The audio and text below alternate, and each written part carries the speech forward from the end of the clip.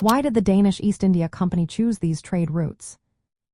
Imagine setting out on a long sea voyage with the goal of reaching distant lands full of treasures.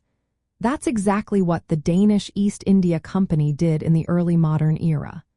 They had specific reasons for choosing their routes, and it all came down to geography, economics, and smart strategy.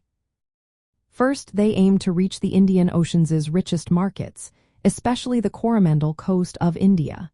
This area was famous for spices, textiles, pepper, ivory, and saltpeter. These goods were highly desired in Europe and across Asia.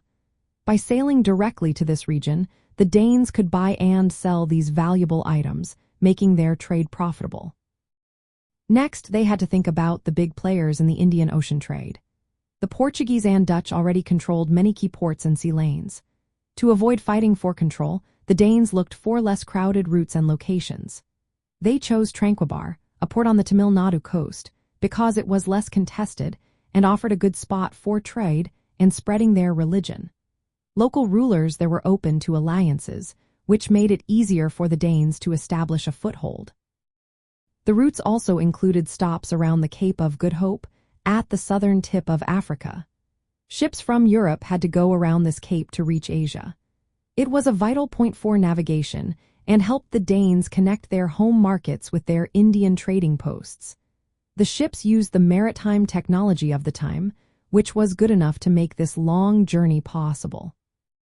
From Denmark's point of view, these routes were about more than just trade.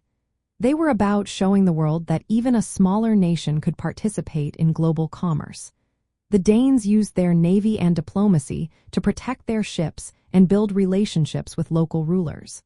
Their trade routes weren't just about goods, they also helped spread their culture and religion in India. In practical terms, these routes let Denmark export Indian goods back to Europe, boosting their economy and influence. But they faced tough competition from larger companies like the British East India Company. Eventually, Denmark lost its Indian territories in the 19th century, but their route choices were key to their early success.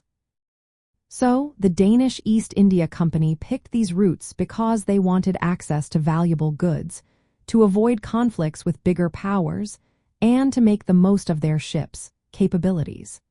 Their choices reflected their goals of economic growth and cultural exchange during the early modern era of exploration and trade.